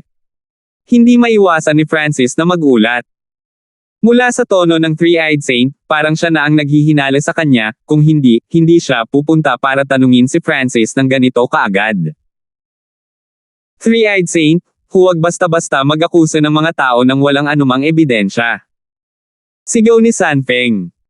Ngumiti si Timur, Three-Eyed Saint, ang Canopy Great Country ay hindi pa nakakatanggap ng balita tungkol sa pagkamatay ng iyong ama. Paano ito maiuugnay kay Francis? Nang marinig ito, maraming tao sa Iron Blood Religion ang sumang-ayon. Karamihan sa kanila ay naguguluhan. Ang pamilyang Golden Sun ay nakabase sa gitnang kontinente, at ang pinuno ng pamilyang Golden Sun ay isang dalubhasa sa mas lumang henerasyon samantalang si Francis ay isang junior na wala pa sa 20 taong gulang. Hindi dapat magkaroon ng anumang awayan ang dalawa upang pag-usapan. Ebidensya. Maraming tao ang nakakita sa aking ama at unang elder na sumunod kay Francis. Pagkatapos noon, ang aking ama at unang elder ay hindi na bumalik. Ang ikatlong mata ng Three-Eyed Saint ay nakalock kay Francis. Three-Eyed Saint, paano mo nalaman na patay na ang iyong ama? Tanong ni Patriarch Hong. Nagningning ang mga mata ng lahat. Ito ay isang kritikal na tanong. Sa panahong iyon, ang aking bloodline ay naging hindi mapalagay. Ayon sa mga tala ng pamilyang Golden Sun, tanging ang isang tao na ang kadugo ay konektado sa ibang tao na may linya ng sacred ay nadumanas ng kasawian ang magkakaroon ng ganitong pakiramdam. Naging malungkot ang tono ng Three-Eyed Saint at natahimik ang mga tao. Si Dao Sovereign Bayan, Patriarch Hong, at ang kumpanya ay lahat ay napakaraming kaalaman at nararamdaman ang mga sensasyon ng bloodline ng Three-Eyed Saint. Bilang dating pinakamalakas na bloodline na pamilya, ang bloodline ng pamilyang Golden Sun ay lubhang sikat, at ang pakiramdam na ito ay lumitaw ng higit sa 1 beses o 2 beses bago. Hindi nagduda si Francis sa Three-Eyed Saint. Ang espiritual na mata ng kanyang Diyos ay may sariling mga kakayahan at ito ay lubhang sensitibo sa panganib. Higit pa rito, ang pinuno ng pamilyang Golden Sun at ang mga bloodline ng sacred ay ng Three-Eyed Saint ay direktang nauugnay. Noon, ako ay nasugatan ni Francis at hindi ko na maisip pa ang sensasyong iyon. Ngunit isang buwan pagkatapos ng pagkawala ng aking ama at paghahanap kung saan-saan, sa wakas ay natagpuan ko ang huling natitirang aura ng kanyang bloodline sa kailaliman ng kagubatan. Isang tao lamang mula sa pamilyang Golden Sun ang makakadama nito. Huminga ng malalim ang Three-Eyed Saint pagkatapos magsalita dito. Namumula ang kanyang mga mata habang nakatitig kay Francis, na para bang sigurado siya na si Francis ang may kasalanan. Nagkatinginan ang lahat na hindi makapaniwala. Una, wala si Francis at umalis siya nang wala ang kanyang mga kasama. Malamig na tinitigan ng mga mata ni Goddess Wendy sina Sanfeng at Darcy, at tumalon ang kanilang mga puso. Sa katunayan, si Francis ay umalis sa lungsod na napakahinala. Pangalawa, may mga saksi na nakitang sinundan ng pinuno ng pamilyang Golden Sun si Francis. Nagtaas ng kamay si Goddess Wendy. Sure. Tatlong figure ang tumalon mula sa isang sulok. May dalawang lalaki at isang babae. Ang isa sa kanila ay umabot na sa True Mystic rank at ang dalawa pa ay nasa True Human rank. Tama, nakita namin ang ulo ng pamilya at isang matanda na nakasuot ng damong nakasombrero na sumunod kay Francis. Kinumpirma ng tatlo. Agad, nakatanggap si Francis ng mga kaina-hinalang tingin. Ang lahat ng mga palatandaan at ebidensyang ito ay nagpapahiwatig na ang pagkamatay ng pinuno ng pamilya ng Golden Sun ay konektado kay Francis. Francis, kung inosente ka, bakit ka umalis nang may kaina-hinala? Ano ang ginawa mong mag-isa? Ano ang nangyari pagkatapos kang sundan ng dalawang iyon? Pinindot ni Goddess Wendy. Si Francis ay nanatiling walang ekspresyon at tahimik. Thou Sovereign Bayan, maaari kang maging saksi. Ang Francis na ito ay masyadong kaina-hinala. Kung ang Iron Blood Religion ay hindi magbibigay ng kasiyasyang sagot, maaari nating hulihin at tanungin siya ng magkasama. Ngumiti ang Mystic Ice Queen kay Thou Sovereign Bayan. Nagsumpa sina Patriarch Hong at Timor sa kanilang mga puso. Masyadong tuso ang Mystic Ice Queen. Ang nag-iisang sovereign ay maaaring hindi makapagbanta kay Francis, ngunit humingi siya ng tulong kay Thou Sovereign Bayan. Kapag nagsama na sila, kahit si Patriarch Hong ay hindi na makakaligtas kay Francis. Masyadong kaina-hinala ang Patriarch Hong, ang pagkamatay ng Golden Sun family head at ang kinaroroonan ng aking disipulo. Sa tingin ko dapat mong ipaliwanag sa amin ang lahat. Si Thou Sovereign Bayan ay hindi agad pumili ng panig, sa halip ay sumulyap kay Patriarch Hong. Nanginig ang puso ni Francis. Hindi rin maganda si Thou Sovereign Bayan. Bagamat hindi siya kaagad nakipagtulungan sa Mystic Ice Queen, ginagamit niya ang momentum para i-pressure ang Iron Blood Religion. Sa puntong ito, talagang nakaramdam ng pressure si Patriarch Hong at Timor ng dalawang soberano. Ang Iron Blood Religion ay kakabangon pa lamang at ito ay nahaharap na sa panganib. Kailangang malaman ng isa na ang Mystic Ice Palace at Heavenly Yuan Clan ay parehong miyembro ng 10 Great Forces. Francis, naniniwala akong hindi ikaw ang may kasalanan at wala itong kaugnayan sa iyo. Kung desidido silang guluhin tayo, hindi iyuko ng mga miyembro ng Iron Blood Religion ang kanilang mga ulo sa sinuman. Lumingon ang tingin ni Patriarch Hong kay Francis. Malinaw na, bilang karagdagan sa dalawang soberano na nagnanais ng paliwanag, nais ding malaman ni Patriarch Hong ang sagot.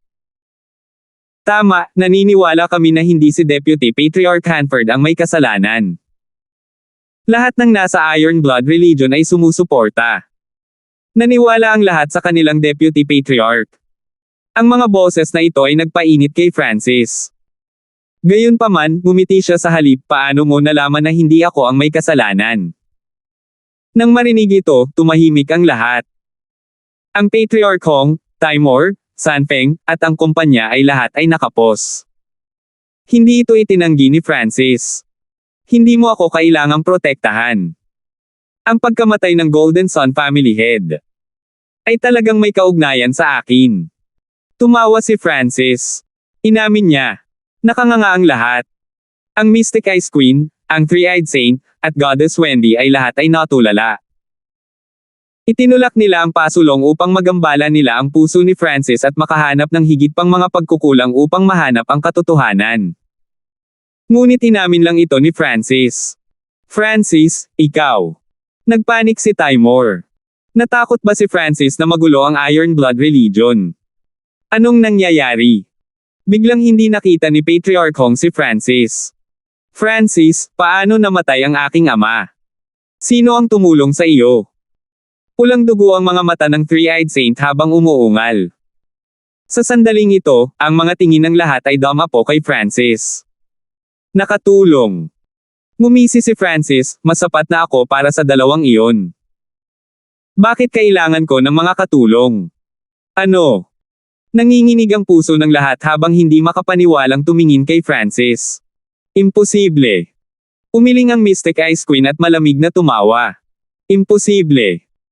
Kahit na ang mga normal na half-step na Origin Core Realm expert ay hindi kapareha ng aking ama, at ang First Elder ay walang kapantay sa ilalim ng Origin Core Realm. Umiling ang Three-Eyed Saint. Alam ng lahat ng eksperto dito kung gaano kalakas ang pinuno ng pamilyang Golden Sun at ang unang Elder. Maging ang Three-Eyed Saint ay hindi naniniwalang matatalo ni Francis ang dalawang iyon. Nahulaan nila na maaaring may kaugnayan si Francis dito, ngunit tiyak na may mga katulong sa likod niya. Francis, anong dahilan mo para patayin ang pinuno ng pamilyang Golden Sun? Napabuntong hininga si Patriarch Hong. Francis, kahit na ikaw talaga ang may kasalanan, hindi mo na kailangang aminin. Kung walang ebidensya, walang magagawa ang Mystic Ice Queen. Simple lang. Gusto nila akong patayin pero ako ang pinatay nila. Masisisi mo lang sila dahil hindi sila sapat. Sagot ni Francis. Ibig sabihin, pinatay mo sila dahil sa pagtatanggol sa sarili. Bulalas ni Timur. Pagtatanggol sa sarili. Tumalo ng puso ng lahat sa Iron Blood religion habang nagbago ang ekspresyon ng Mystic Ice Queen at ng kumpanya. Kung ito ay totoo, kung gayon ito ay katanggap-tanggap. Kung hindi niya sila papatayin, siya ang papatayin sa halip. Ang pamilyang Golden Sun ay hindi magkakaroon ng malakas na pag-aangkin dahil plano nilang patayin muna si Francis. Francis, bakit ka papatayin ng tatay ko? Nagngangalit ang tatlong matang santo. Hehe, kailangan mo pa bang pag-isipan? Tumawa si Francis, at naintindihan ng lahat. Tinalo ni Francis ang Three-Eyed Saint at kinuha ang titulo ng pinakamalakas na bloodline ng kontinente. Ito ay katotohanan. Ang pinuno ng pamilyang Golden Sun ay umatake dahil sa selos at puot. Tama si Francis. Walang dahilan para patayin ni Francis ang pinuno ng pamilyang Golden Sun, ngunit gustong-gusto ng pamilyang Golden Sun na mamatay si Francis. Humagalpak ng tawa si Patriarch Hong at naging sanhi ng panginginig ng hangin. Nakakatawa. Anong ebidensya ang mayroon ka? Halos lumuwa ang tatlong matang santo ng isang subo ng dugo. Kung pinatay sila ni Francis dahil sa pagtatanggol sa sarili, magiging katanggap-tanggap ang lahat. Magiging problema ito sa pagitan ni Francis at ng Three-Eyed Saint, na nangangahulugan na hindi siya matutulungan ng Mystic Ice Queen at Dao Sovereign Bea na maghiganti. Kahit papaano, hindi tatayo si Dao Sovereign Bea sa kanilang panig. Ebidensya. Oo, may tatlong saksi. Hindi ba nila nakitang hinabol ako ng head of the Golden Sun family? Tinuya ni Francis at itinuro ang tatlong saksi. Agad na naging kulay abo ang kulay ng mukha ng mga saksi. Ilang sandali lang ang nakalipas, itinuro nila kung paano hinabol ng pinuno ng pamilyang Golden Sun at ng unang elder si Francis. Kekeki, Three-Eyed Saint. Kung gusto mong maghiganti, feel free to come at me. 526. Kekeki, Three-Eyed Saint. Kung gusto mong maghiganti, feel free to come at me.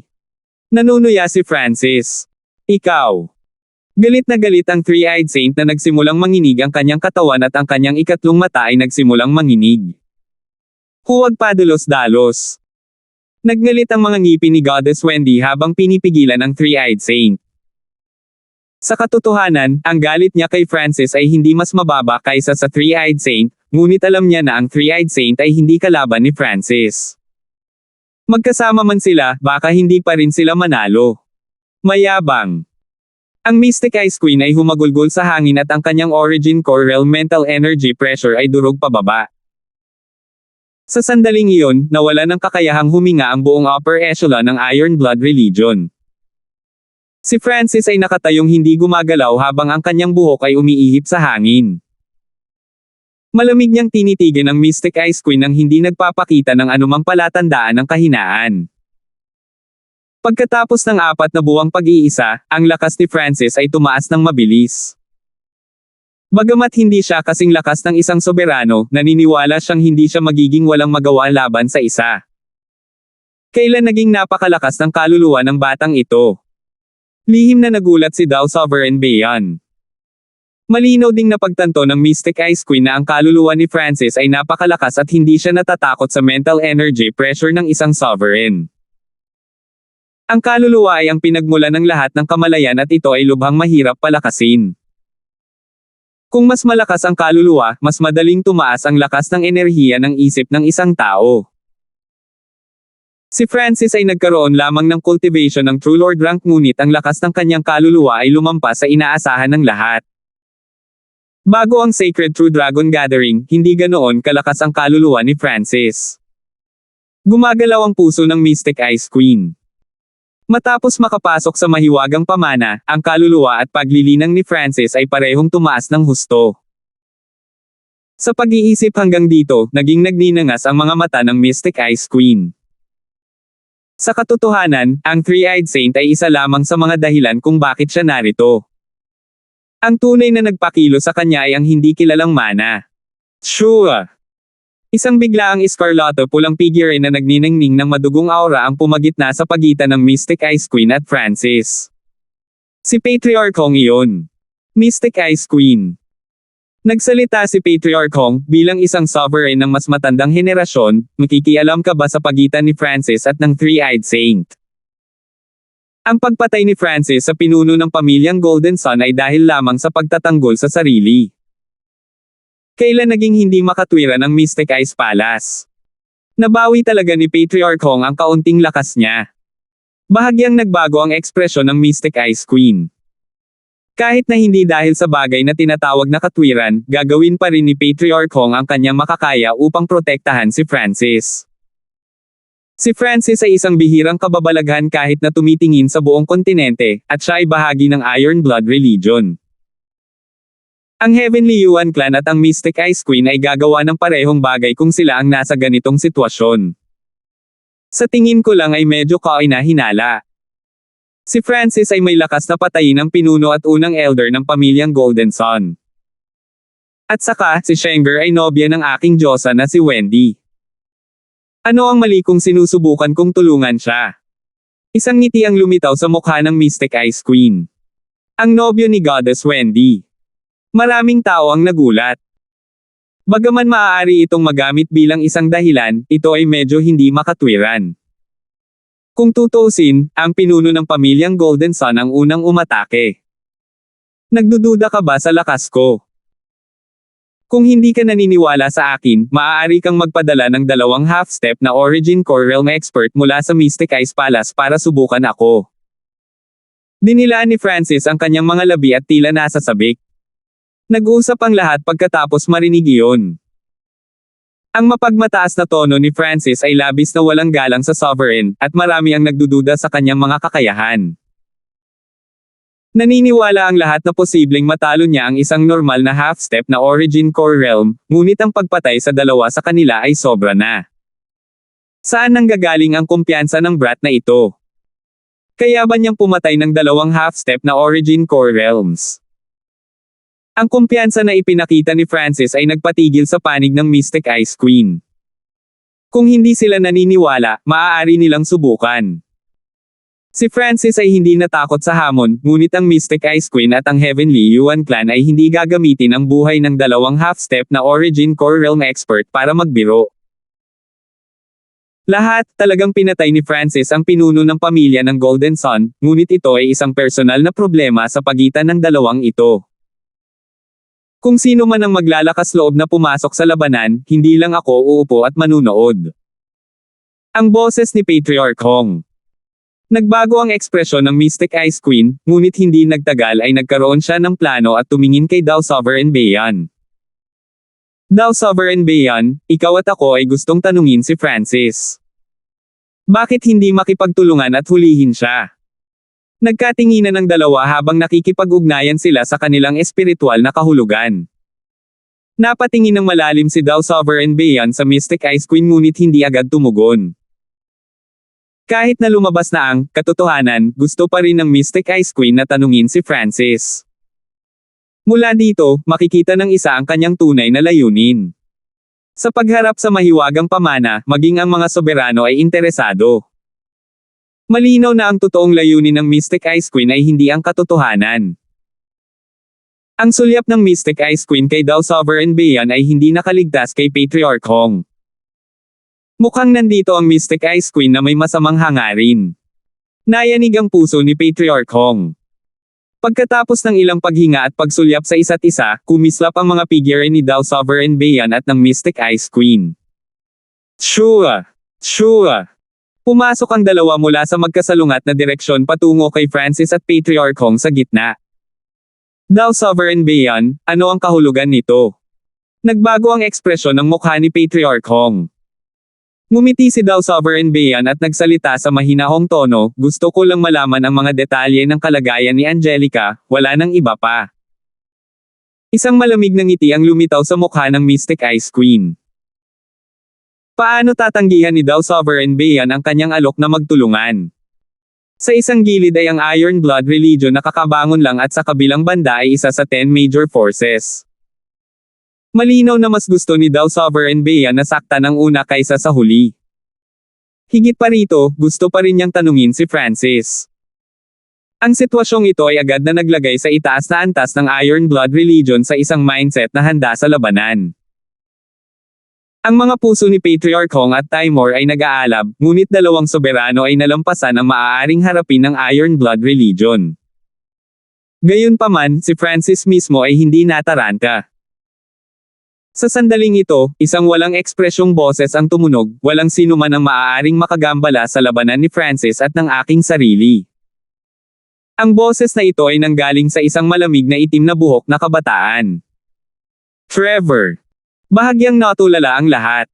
Nakalimutan na nila ang tungkol sa Lord Prodigy na ito. Shua. Si Trevor ay lumitaw sa tabi ni Francis. Trevor, ikaw. Hindi maintindihan ni Francis. Sarili niyang problema ito. Bakit dumating si Trevor? Hindi ako papayag na mapahamak ka bago ang ating labanan sa anumang paraan. Kahit sinong kaaway ni Francis ay kailangang dumaan sa akin. Si Trevor ay nakatayong magkabalikat kasama si Francis. Si Trevor ay hindi natakot sa lahat na humarap sa dalawang sovereigns. Sa kabaligtaran, kumukulo ang kanyang dugo sa pananabik at hangarin sa pakikipaglaban. Ang invisible battle intent ay lumampas sa limitasyon ng kanyang cultivation. Sa sandaling iyon, nanginginig ang puso ng dalawang soberano. Isinasantabi ang cultivation, ang layunin ng labanan na nagmumula kay Trevor lamang ay maaaring makayanan ang mga nasa Origin Core Realm. Nakakatakot. Ito ba ang maalamat na unparalleled heaven battle ng bloodline? Lumitaw ang pag-iingat sa mga mata ng dalawang soberano. Ang unparalleled heaven battle ng bloodline ay talagang isang ipinagbabawal na alamat, at ang dalawa ay nag-iingat din sa ama ni Trevor at sa background ng pamilyang Yu. Trevor, wala akong pakialam na sumali ka, pero ito ang problema ko. Paano kita hahayaang tumayo sa harapan? Isang hakbang pasulong si Francis. Sa sandaling iyon, ang kanyang God spiritual eye ay bumukas at nag-radiated ng aura ng mental energy. Paano ito posible? Paanong napakalakas ng kanyang mata? Ang bloodline ng Sacred Eye ng Three-Eyed Saint ay nagsimulang makaramdam ng pressure. Maging ang dalawang soberano ay bahagyang nataranta. Ang lakas ng Eye bloodline ni Francis ay umabot sa antas kung saan maaari nitong ilipat kahit ang mga nasa Origin Core Realm. Kailan pa nagkaroon ng napakalaking henyo ang Azure Flower Continent? Sa sandaling ito, ang mental na enerhiya at kaluluwa ni Francis pati na rin ang layunin ng labanan ni Trevor ay bumuo ng momentum na ikinagulat maging ng mga nasa Origin Core Realm. Parehong magagalaw ng kanilang mga aura ang mga sovereign. Pang! Pang! Pang! Pang! Naramdaman ng lahat ng nasa ilalim ng Origin Core Realm na nanginginig ang kanilang mga puso. Baliw! Ang dalawang Lord Prodigies ay nagsama, at ang kanilang kalaban ay hindi isang True Lord rank o isang half-step na Origin Core Realm expert, ngunit isang sovereign na nakatayo sa tuktok ng kontinente. Hindi naman masama ang suggestion mo. Parang nasusunog ang bloodline ko. Baka sa mukha ni Trevor ang pananabik. Bagamat siya ay mayabang, alam niyang napakababa ng pagkakataong matalo niya ang isang soberano ng mag-isa. Ngunit kung makikipagtulungan siya kay Francis, posible ang anumang bagay. Ang sitwasyon ay agad na nagbago. Si Trevor, na orihinal na gustong homanin si Francis, ay sa halip ay nakipagtulungan sa kanya at tumayo ng magkabalikan kasama si Patriarch Hong. Hinarap ni Patriarch Hong ang Mystic Ice Queen habang sina Francis at Trevor ay nakaharap kay Dao Sovereign Bayan. Siguro kaya talaga nila ito. Nadama ni Patriarch Hong ang isang malakas na paniniwala mula sa kanila. Para bang may magagawa sila. Ang kanilang kumpiyansa at momentum ay may mga senyales na kayang sugpuin ang isang soberano. Sa pagtingin sa dalawang Lord Prodigies na ito, lahat ng tatlong sovereign ay biglang tumanda. Ang mainit na dugong labanan layunin ng isang kabataan ay isang bagay na hindi na nila maaangkin. Dahil dito sina Francis at Trevor ay Lord Prodigies. Noong kabataan pa ng mga soberano, malamang na may mga taong tumitingin sa kanila. 527. Sa himpapawid, si Dao Sovereign Bayan at ang Mystic Ice Queen ay bahagyang natulala. Walang nag-alinlangan sa lakas ng dalawang Lord Prodigies o sa kakayahan nilang gumawa ng mga milagro. Ang pagsasama-sama ng kanilang momentum at labanan layunin ang nagpakilo sa puso ng tatlong soberano. Siguro ang dalawang ito na magkasama ay maaaring talagang homanin ng isang soberano. Naisip ni Timur, kahit na sinabi sa kanya ng Loika na ang pagkakataon ng tagumpay ay napakababa. Kumikislap ang mga mata ni Patriarch Hong at nakaramdam siya ng init ng dugo, na para bang nakikita niya ang kanyang sarili mula noon kay Francis at Trevor. Gayunpaman, kahit noong bata pa siya, hindi siya kasing tapang ni Francis o Trevor. Hinahamon ng isang soberano. Si Patriarch Hong ay napatalon sa takot mula sa kanilang mga aksyon. Masyado silang matapang. Ngunit ang layunin ng labanan na nagmumula sa kanila ay nakakagulat. Bilang isang sovereign, malinaw na alam ni Patriarch Hong ang pagkakaiba sa pagitan ng True Lord rank at ng Origin Core Realm. Makikita ng isang tao ang pagkakaibang iyon ng patayin ni Elder Assassination ang Golden Sun Family Head at First Elder. Gayunpaman, bilang Lord Prodigies na nakatayo sa tuktok ng 12-dosenang henerasyon, isa na silang himala. Bagamat hindi malamang na manalo ang Loika, naniwala si Patriarch Hong at umaasa sa kanila. Kailangan ninyong pag-isipang mabuti ang mga bagay-bagay. Mabagal na sabi ni Patriarch Hong na may malalim na kahulugan. Hindi natin nagsina Francis at Trevor, ngunit nagbago ang mga ekspresyon ng Mystic Ice Queen at Dao Sovereign Bayan kinakausap sila ni Patriarch Hong. Nagsimulang maging solemn na ang mga ekspresyon ng dalawang soberano. Hindi sila nang ahas na maliitin ang kombinasyon ni na Francis at Trevor. Tulad ni Patriarch Hong, hindi talaga sila naniniwala na ang dalawang overwhelming prodigies na pinagsama ay sapat na para labanan ang isang sovereign, ngunit patuloy na hinamon ni na Francis at Trevor ang kanilang mga iniisip.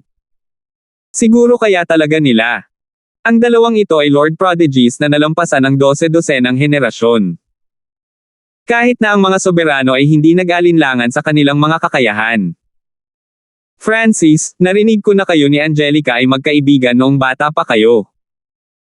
Bakit kailangan na ikaw at ako ay maging parang apoy at tubig? Napabuntong hininga si Dao Sovereign Bayan nang mawala ang kanyang aura.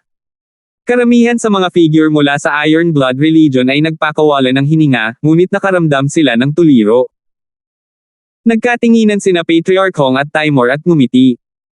Sa sandaling ito, ang isang soberano ay umatras ng isang hakbang. Ang Dao Sovereign Bayan na ito ay talagang umatras. Ang Mystic Ice Queen ay nagngangalit ang kanyang mga ngipin. Gayunpaman, sa pagharap sa dalawang overwhelming prodigies, kahit siya ay naisip ang umatras. Sa mga tuntunin ng momentum, ang dalawang Lord Prodigies ay nagkaroon pa nga ng mga senyales ng pagsupil sa isang soberano. Walang gustong maging kaaway ng parehong Lord Prodigies. Kailangang malaman ng isa na ang kasalukuyang mga nagawa ni na Francis at Trevor ay nalampasan maging ang Scarlet Moon Patriarch at Sword Saint Yewoxi noong sila ay kabataan pa. Kung walang mga aksidente, ang dalawang ito ay magiging mga pinuno ng kontinente. Sila ay mga soberano ng mas matandang henerasyon at walang gaanong kaluwalhatian sa pagkatalo sa dalawang kabataang ito. Higit pa rito, malaki ang posibilidad na magiging kaaway na nila ang dalawang Lord Prodigies na ito mula ngayon. At kung dumating sila sa isang draw, o natalo pa, iyon ang mga sitwasyong hindi gustong mangyari ng dalawang soberano, at naramdaman nila na may posibilidad man lang na mangyari ang isa o ang isa pa. Nangangahulugan iyon na ang mga masasamang bagay lang ang maaaring mangyari sa mga sovereign kung lalaban sila, kaya hindi nakakapagtaka kung bakit umatras si Dao Sovereign Bayan. Senior Bayan, maaari nating pag-usapan ang sitwasyon ni Angelica ng pribado. Medyo nabawi rin ang kapangyarihan ng eye bloodline ni Francis. Ang dahilan kung bakit hindi pa nila ito napag-usapan ay higit sa lahat dahil ang soberano ay kumikilos ng mataas at makapangyarihan. Si Francis ay halatang hindi kikilos ng mainit sa kanya sa ganoong ugali. Gayunpaman, pagkatapos harapin ang pagtitiwala ng dalawang Lord Prodigies, sa wakas ay inalis ni Dao Sovereign Bayan ang kanyang superioridad at gustong makipag-usap. Oo naman, gusto ko ring makita ang taong hinahangaan ni Angelica. Magiliw nang umiti si Dao Sovereign Bayan at tumango. Nang makitang nagkaunawaan sina Francis at Dao Sovereign Bayan, nagbago ang ekspresyon ng Mystic Ice Queen. Dao Sovereign Bayan, talagang naniniwala ka sa kanya. Sa harap ng kapalaran at kayamanan, sino ang nakakaalam kung ano ang kaya ng mga tao? Si Francis ay bumalik mula sa mahiwagang mana at ang iyong disipulo ay hindi. Paano ka nakakasigurado na hindi niya ito pinatay? Ngumiti ang Mystic Ice Queen. Anong ibig mong sabihin? Natigilan ang ekspresyon ni Dao Sovereign Bayan at hindi siya nasisiyahan. Nag-aalala lang ako na malilinlang ka ng one-sided na kwento ng brat na ito. Naniniwala ako na kahit si Patriarch Hong ay interesado sa misteryosong pamana. Lahat tayo ay nakakaalam ng mga sikreto nito. Masungit ang tono ng Mystic Ice Queen. Ang buong punto ng pagtatambal nila ni Dao Sovereign Bayan ay para sa hindi kilalang mana. Ngayong hindi na siya isasama, halatang galit siya. Hindi mapigilan ni Dao Sovereign Bayan na mag-alinlangan. Hindi rin niya gustong masaktan ang Mystic Ice Queen at ang Mystic Ice Palace. Higit pa rito, naisip niya na ang mga salita ng Mystic Ice Queen ay hindi walang dahilan. Kung naghihinala si Senior sa akin, 4 na salita lang ang sasabihin ko para mabago ang isip mo at mapatunayan ang sarili ko. Hindi umatras si Francis. Aling 4 na salita? Ang 3 sovereigns at lahat ng iba pa ay lumingon kay Francis. 10,000. Sinaunang. Sabi ni Francis, binibigyang diin ang bawat salita. Teka. Naniniwala ako sa'yo. Malaki ang pagbabago sa ekspresyon ni Dao Sovereign Bayan at agad niyang pinigilan si Francis. 10,000 sinaunang lahi. Napatigil si Francis pagkatapos ng 3 salita. Nagsimulang mag-isip ang iba pang 2 soberano at mga eksperto, ngunit hindi sila sigurado. Pag-usapan natin in private. Si Dao Sovereign Bayan ay tumingin ng malalim kay Francis. Tanging si Dao Sovereign Bayan at isa pang sovereign sa lanang nakakaalam tungkol sa bloodline ni Angelica. Maging si Angelica mismo ay hindi alam ang tungkol dito dahil itinatago ito sa puso ni Dao Sovereign Bayan. Hindi siya nangahas na ibunyag ang sikretong ito dahil masyadong nakakagulat ang 10,000 Ancient Races bloodline. Kahit na ang Heavenly Yuan clan ay maaaring hindi makayanan ng mga kahihinatnan. Sure. Sina Francis at Dao Sovereign Bayan ay pumasok sa isang bulwagan. Itong Francis ay medyo kawili-wili. Hinihintay ko ang araw na lalaban ako sa kanya. Pinagmamasdan sila ni Trevor na nawala sa bulwagan habang naglalabas siya ng isang misteryosong token na kumikinang sa hindi kilalang sensasyon bago bumantong hininga, sa kasamaang palad, wala akong masyadong oras. Tara na. Ang Mystic Ice Queen ay nagngangalit ang kanyang mga ngipin at labis na ayaw. Alam niya na nakuha na ni Francis ang tiwala ni Dao Sovereign Bayan at hindi siya magkakaroon ng bahagi sa mga lihim ng hindi kilalang mana. Paalam. Walang emosyong sabi ni Patriarch Hong. Isang mahabang hininga ang pinakawala ni Timur. Ang panganib sa wakas ay lumipas. Sa dalawang sovereigns, ang isa ay nakipagpayapaan kay Francis habang ang isa ay umalis sa galit. Trevor, salamat. Nakangiting sabi ni Timur. Alam niya na ang background ni Trevor ay may malaking bahagi sa desisyon ni Dao Sovereign Bayan na umatras. Hindi ako tumutulong sa Iron Blood Religion, si Francis lang. Si Trevor ay hindi magalang at agad na nakaramdam ng awkward si Timur. Hahaha. Nagsimulang tumawa si Patriarch Hong at ang kumpanya. Si Trevor ay hindi nagbigay ng kahit anong mukha kay Timur. Sa puntong ito, sina Francis at Dao Sovereign Bayan ay nasa loob ng bulwagan habang ang iba ay naghihintay sa labas. Si Patriarch Hong, Timur, Trevor, at kumpanya ay lahat ay interesado sa mahiwagang pamana, ngunit handa lamang si Francis na ibahagi ang mga sekreto kay Dao Sovereign Bayan. Sa loob ng bulwagan. Sinasabi mo na dahil si Angelica ay may bloodline ng 10,000 ancient races, siya ang pinili ng espiritu na maging kahalili ng manang iyon. Si Dao Sovereign Bayan ay kalahating masaya at kalahating nag-aalala.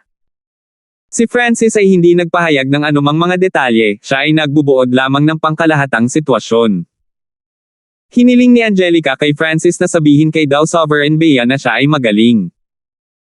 Siyempre, batid na ang mana ay tinitingnan ng 32 star na sekta, ang mga buhok ni Dao Sovereign Bayan ay tumindig ng tuwid. Hindi ko akalain na magiging ganito kadelikado ang sitwasyon ni Angelica. Si Dao Sovereign Bayan ay hindi nakalma. Umaasa ako na ilihim ito ni Senior at huwag sabihin sa ibang tao, kung hindi ay maaaring mangyari ang sakuna sa buong Azure Flower Continent. Binigyang diin ni Francis. Nanginig ang puso ni Dao Sovereign Bayan. Ang sikretong ito ay kapareho ng bloodline ng 10,000 ancient races ni Angelica at hindi mabubunyag. Kung ayaw ni Dao Sovereign Bayan na magdala ng gulo sa Heavenly Yuan Clan, pipigilan niya ang kanyang bibig. Siyempre, hindi nagsalita si Francis tungkol sa isa pang malaking sikreto ang Purple Saint Token.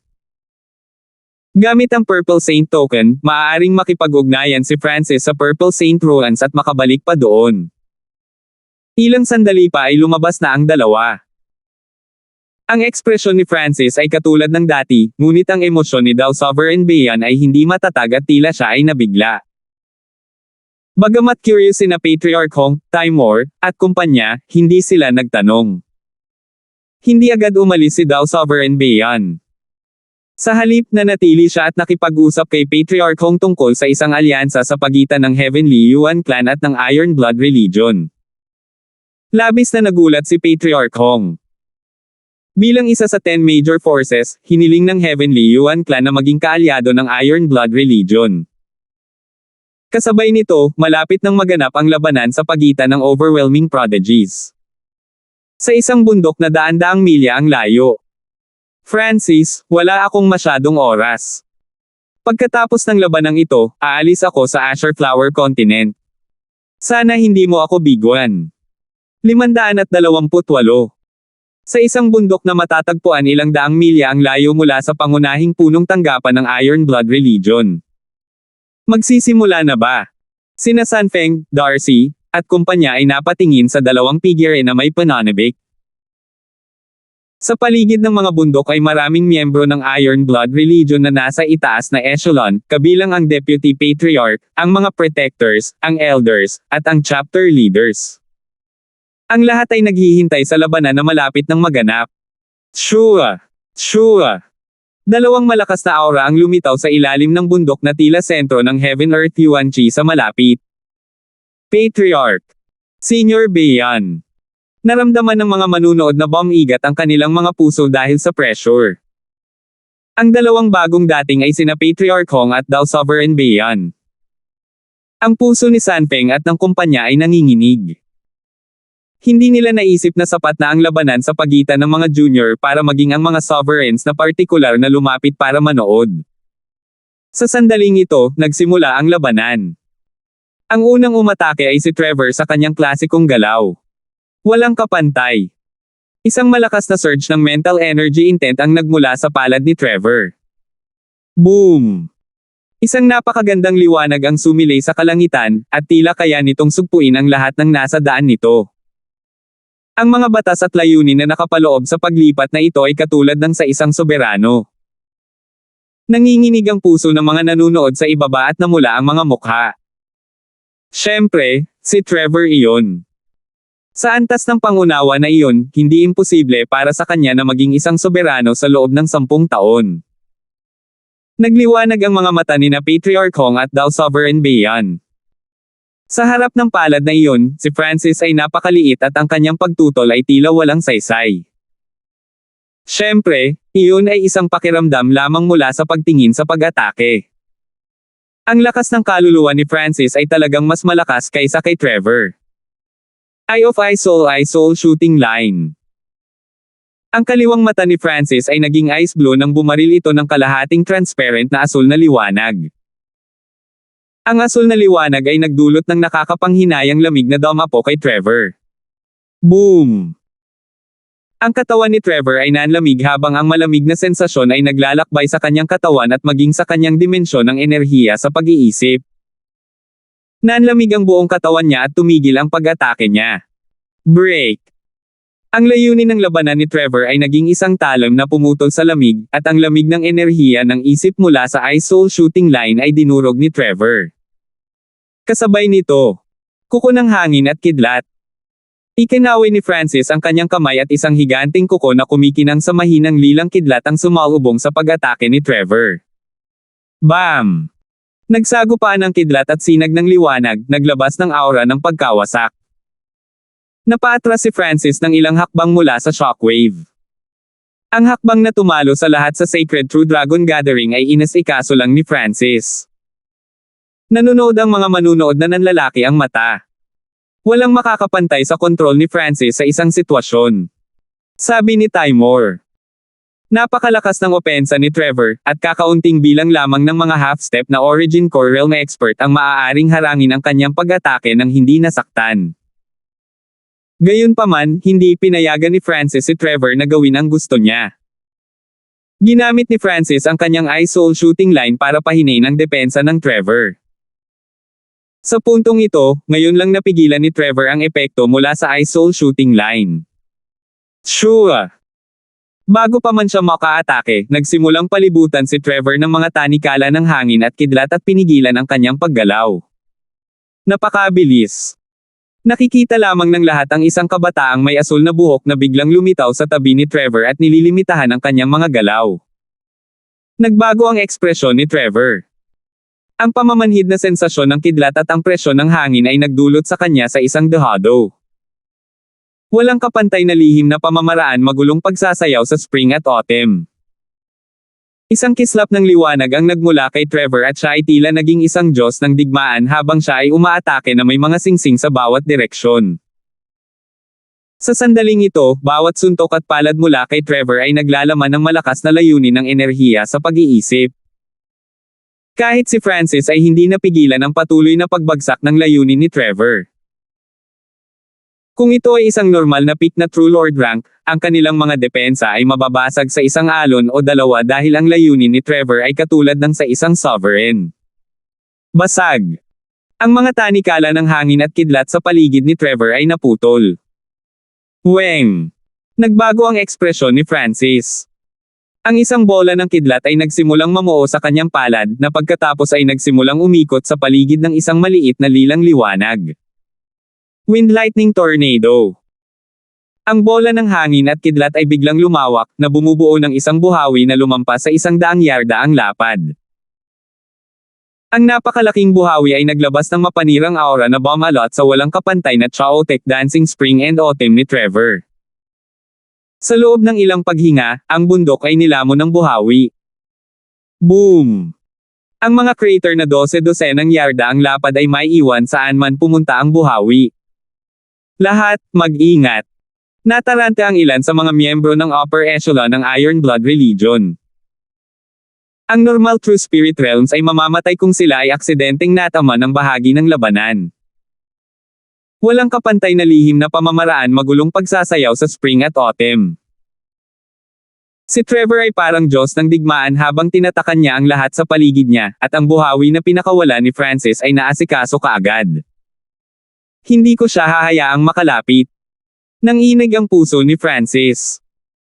Sinira ni Trevor ang lahat ng kanyang dinadaanan at si Francis ay walang kalamangan sa malapitang labanan. Sure! Si Francis ay naging malabo ng liwanag habang siya ay agad na humiwalay ng 1 o 200 yarda. Gayunpaman, si Trevor ay hindi isang normal na kalaban at agad niyang hinabol si Francis. Walang katulad sa mundo. Nagpakita si Trevor ng isang malakas na aura. Whoosh! Isang misteryosong malamig na liwanag ang dumurog sa lahat ng dinadaanan nito. Sa sandaling iyon, maging ang araw at buwan ay tila nawala ng kulay sa harap nitong palad. Bahagyang nagbago ang ekspresyon ng dalawang soberano. Naramdaman ng lahat ng manunood na tumindig ang kanilang mga balahibo, at pakiramdam nila kahit isang Diyos ay mamamatay sa suntok na ito. Ang parehong pag-atake na ito ay ginamit sa Golden Sun Sacred City, ngunit ang kapangyarihan ngayon ay higit sa doble kaysa dati. Napakalakas ng strike. Ang puso ni Francis ay nanginginig ng mahina, at hindi niya maiwasang huminga ng malalim nang lumitaw ang isang maliit na malabong purple core sa kanyang palad, na sumanib sa nakapalibot na kidlat. Iyan ay. Ang dalawang sovereign sa ibaba ay nakaramdam ng isang lubhang mapanirang aura at ang kanilang mga puso ay tumalon. Ang maliit na purple core ay ang kulay purple na kidlat ni Francis at sa paligid nito ay ang kulay asher na kidlat. Nang mailabas ang aura nito, tumahimik ang bawat nilalang sa loob ng 10 milya. Purple Destruction Wind Lightning Destruction. Ang mahinang purple core sa palad ni Francis ay sumanib sa Asher Lightning at binago ang pag-atake sa isang sinag ng Asher at purple. Boom! Ang dalawang pag-atake ay nagsimulang lumunin at sirain ang isa't isa. Ang mga manunood ay nag-click sa kanilang mga dila. Hindi na nila makita ang kanilang mga figure. Ang tanging nakikita lang nila ay isang malamig na liwanag at isang lilang asher na kidlat na nagsasalubong. Makalipas ang ilang paghinga, nawala ang mapanirang aura. Shoo! Nanginginig ang figure ni Trevor at ilang mga madugong marka ang naiwan sa kanyang katawan. Kasabay nito, ang malamig na sinag ng liwanag ay dumiin pasulong kay Francis. Bam! Ang nangingibabaw na kapangyarihan ay agad na nagpalipad kay Francis habang ang dugo ay bumulwak mula sa kanyang bibig. Isang mahiwagang alon ng tubig ang lumitaw sa ibabaw ng katawan ni Francis na agad na nagpagaling sa kanyang mahinang mga sugat. Sa ibaba ng bundok, pidyo hininga ang mga manunood at hindi na makahinga. Ang kidlat ni Francis ay tila naglalaman ng mga batas ng pagkasira. Nagkatinginan sina Patriarch Hong at Dao Sovereign Bayan, labis na nagulat. Ang kapangyarihan ng pagkasira sa pag-atake na iyon ay napakaliit sa dami, ngunit nabigla na nito ang dalawang soberano. Kung mayroong ilang beses pa, kung gayon ang resulta ay hindi maiisip. Ang palad ni Trevor ngayon ay sapat na upang masugitan ng husto ang isang kalahating hakbang na Origin Core Realm.